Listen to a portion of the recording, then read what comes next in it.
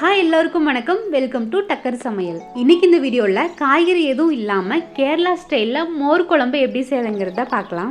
இந்த மோர் குழம்பு ரொம்ப டேஸ்ட்டாக இருக்கும். ஈஸியாக குயிக்காக ரெடி பண்ணிடலாம். ஃபஸ்ட்டு குழம்போட திக்னஸ்க்காக ஒரு தேங்காய் பேஸ்ட் ரெடி பண்ணிடலாம். சின்ன மிக்சி ஜாரில் ஒரு கையளவு தேங்காய் சேர்த்துக்கோங்க. இது கூடவே 3 பல்லு வெள்ளைப்பூடு, 3 பல்லு சின்ன வெங்காயம், ஒரு துண்டளவு இஞ்சி,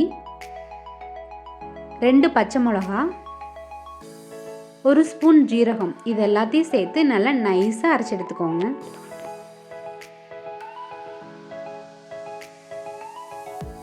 எந்த பாத்திரத்தில் மோர் குழம்பு வைக்க போறீங்களோ அதே பாத்திரத்தில் தேங்காய் பேஸ்ட்டை மாற்றி வச்சுக்கோங்க.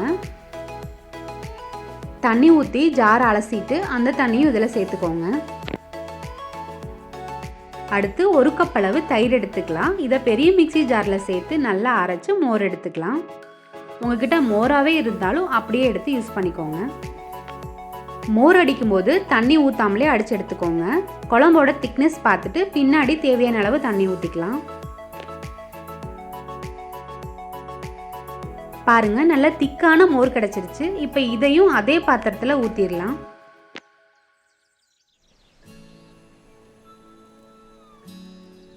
இப்போ அதை நல்லா கலந்து விட்டுக்கோங்க. ரொம்ப கெட்டியாக இருந்துச்சுன்னா கொஞ்சமாக தண்ணி ஊற்றிக்கோங்க. உங்களுக்கு கிரேவி எந்த அளவுக்கு திக்னஸ் இருக்கணுமோ அந்த அளவுக்கு தண்ணி சேர்த்துக்கோங்க. பாருங்கள், இந்த அளவுக்கு கிரேவியோட கன்சிஸ்டன்சி இருக்கணும். அப்போ தான் குழம்ப சாதத்தில் ஊற்றி பிணைஞ்சு சாப்பிடும்போது நல்லாயிருக்கும். அடுத்து இந்த பாத்திரத்தை ஸ்டவ்வில் வச்சு அடுப்பை ஆன் பண்ணிக்கலாம். அடுத்து கிரேவியோட கலருக்கு ஏற்ற மாதிரி மஞ்சள் தூளும் தேவையான அளவு உப்பு சேர்த்துக்கோங்க. நான் 1/2 ஸ்பூன் மஞ்சள் தூளும் 1 ஸ்பூன் உப்பு சேர்த்துருக்கேன்.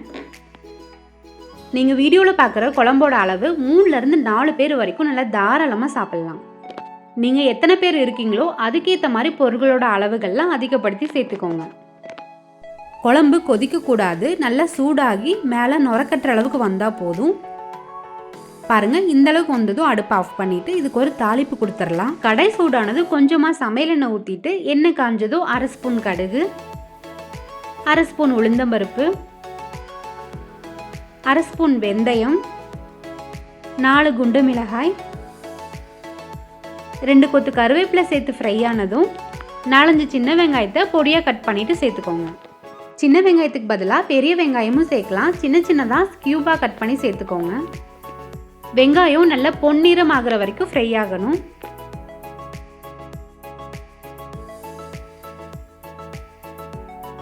வெங்காயம் நல்லா பொன்னிறமாக வதங்கினதும் 1/4 டீஸ்பூன் பெருங்காய பவுடர் சேர்த்துட்டு லைட்டாக ஒரு கிளறி விட்டுட்டு அடுப்பு ஆஃப் பண்ணிவிட்டு இந்த தாளிப்பையும் அந்த கிரேவியில் சேர்த்து கலந்து விட்டுக்கலாம்.